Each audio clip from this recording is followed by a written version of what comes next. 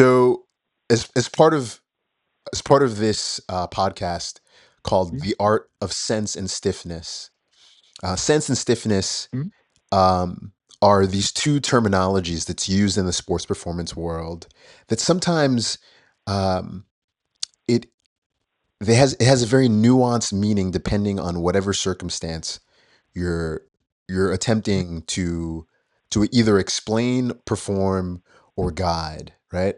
And what you're talking about in terms of your own product is something that gives lens to this idea of uh, the multifactorial qualities that athletes have, and that we have this opportunity to investigate. So, um, the mm. language you use, I would love to promote this concept, and as part of like promoting it, the way that I do these things is that I provide my insights, my experience through like imagery, and Mm, I have conversations with people like you, and I layer uh, our conversations over the past experience. It's real, and so this is a real mm, conversation talking about human performance.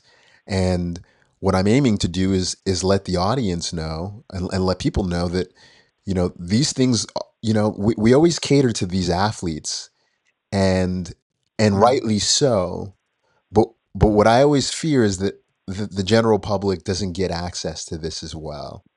And this is a case right here, skill court. This I have a number of questions already that's like percolating in my mind in terms of like this idea of a court that blends a number of sciences to improve human potential and performance.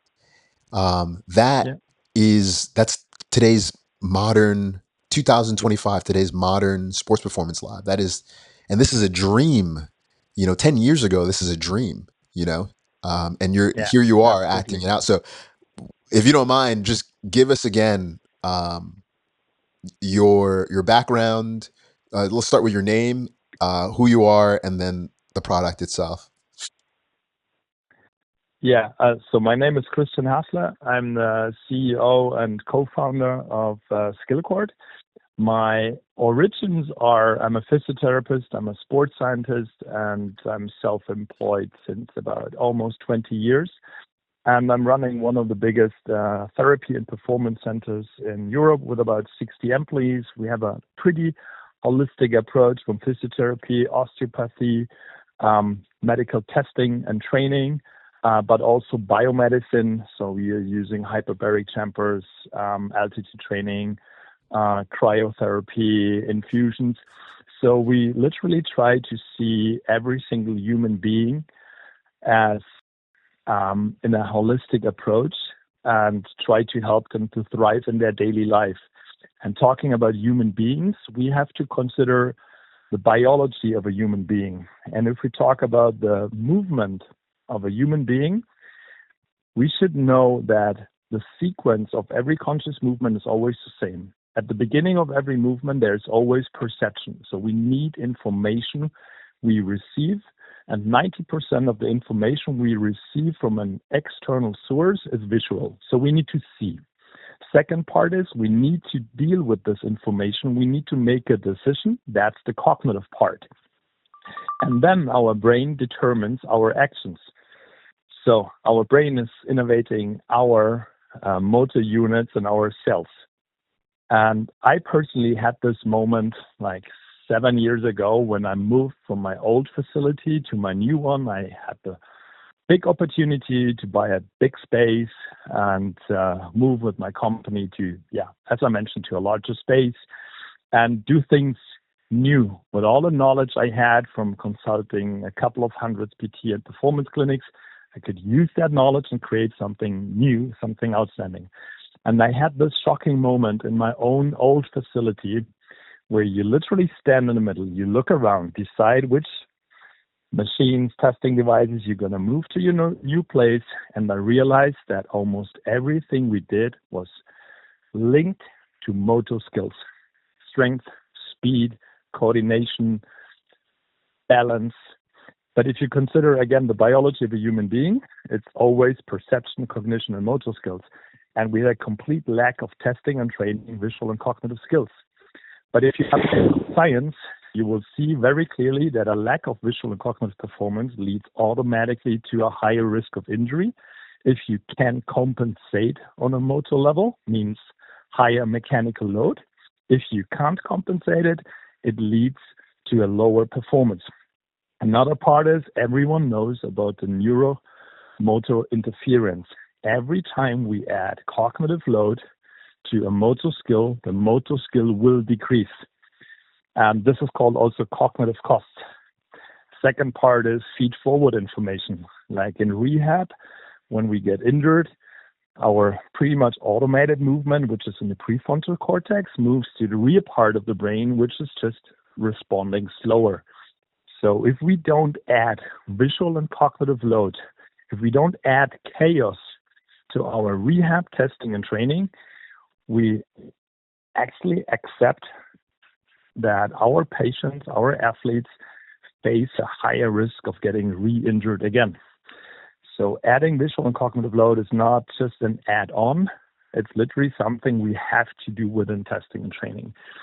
And yeah, considering the market, how to solve this problem, there wasn't anything proper around. Technology wasn't that far well developed. But then luckily LiDAR technology came up because of the self-driving cars.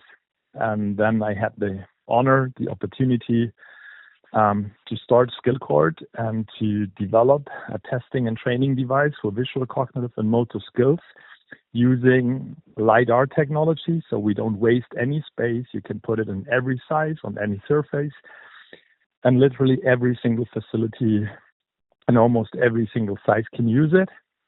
And this is about 5 years ago. Meanwhile, we are the most sold system worldwide in this area, having a company in Germany, having a company in the US, and working with elite teams, the military special forces, but also with hundreds of small PT clinics, small performance centers, personal trainers who literally are interested in applying the best possible and scientific backed testing and training for their athletes, patients, kids, whatever you name it.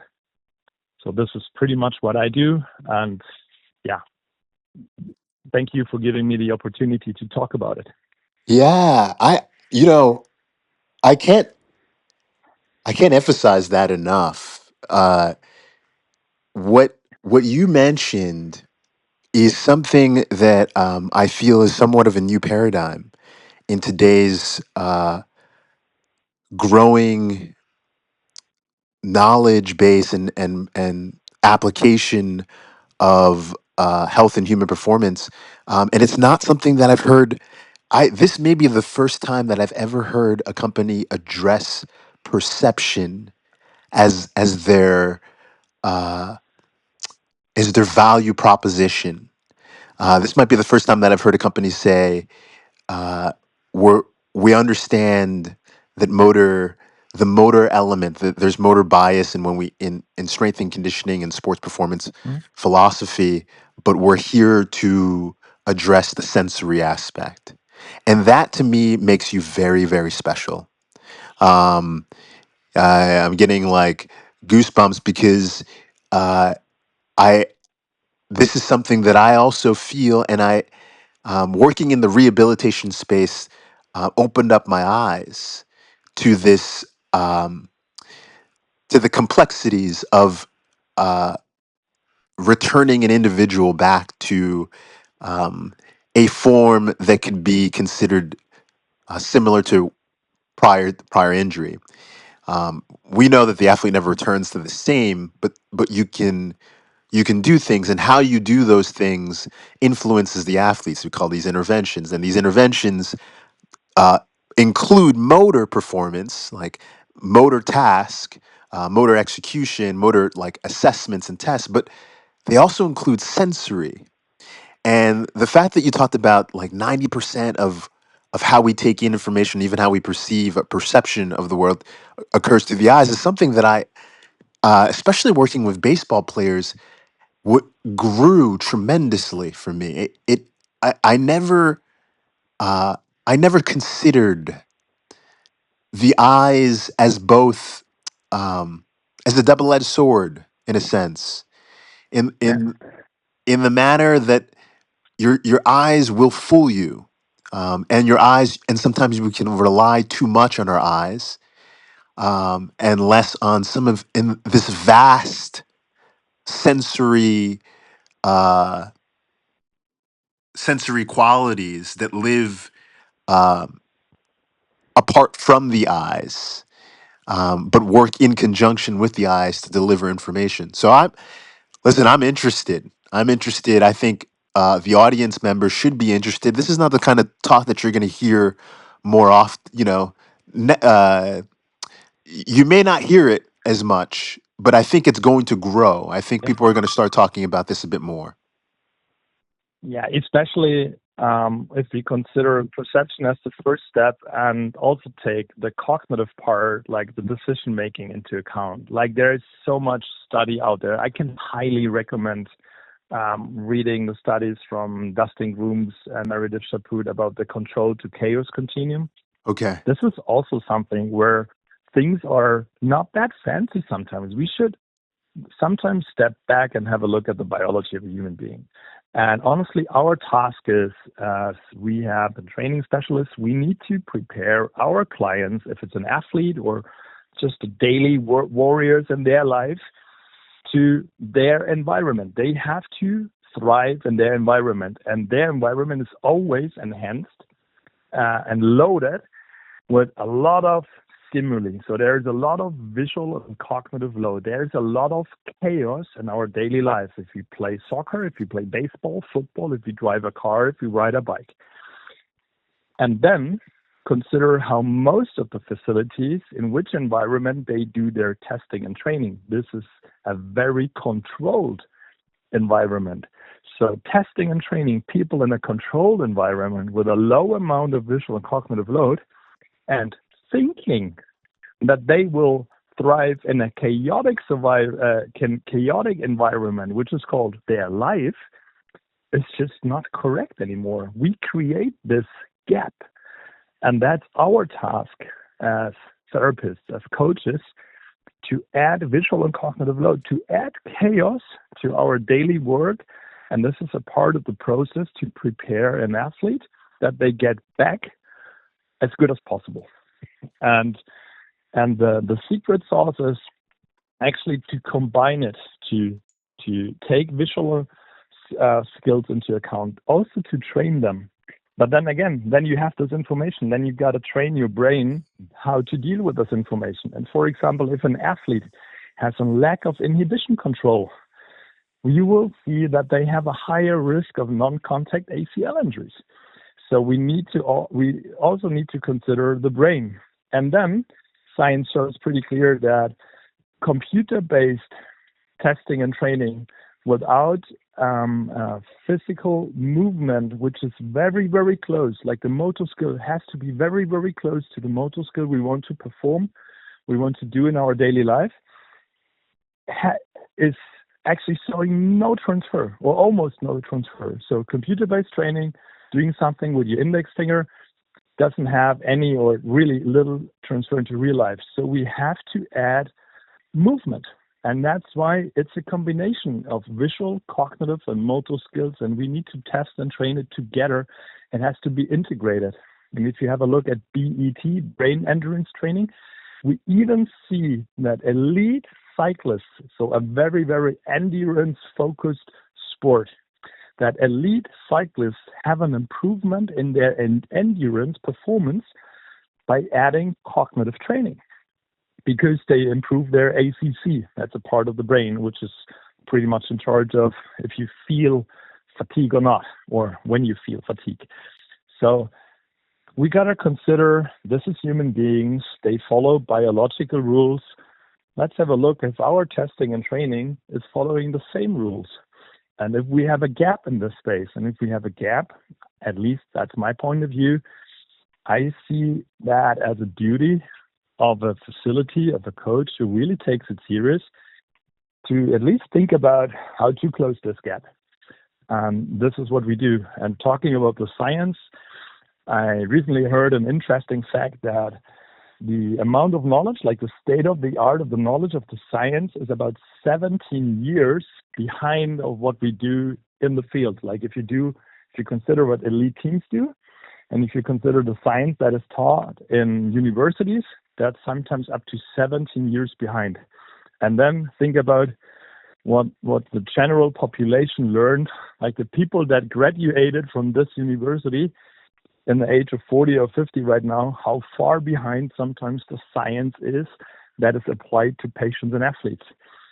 And in times of like digitalization, AI, automation, we also have to think about how to get this knowledge, how to get this science out to the practitioners quicker so that the patients can benefit a lot earlier than just the elite teams.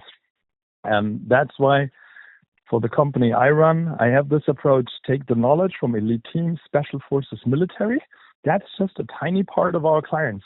We have a lot of clients in this case, but the majority, it's a couple of hundreds regular PT clinics, because this is the facilities that apply it to hundreds of thousands of human beings, and that's my goal, to help as many people as possible, and not just elite teams. Even though this is where knowledge is created, this is where excellence is developed, and I see ourselves as a bridge between special forces, military, elite sports, like the top of the pops, and the everyday facility who helps like the person like you and me.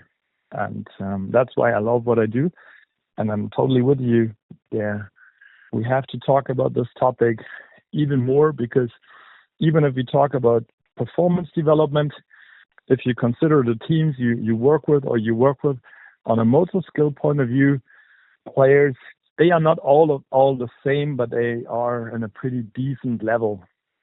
But if you consider their visual and cognitive performance, this is where the biggest performance development potential lies. And if we talk about human performance optimization, the biggest impact you will have in visual and cognitive and integrated motor skill testing and training.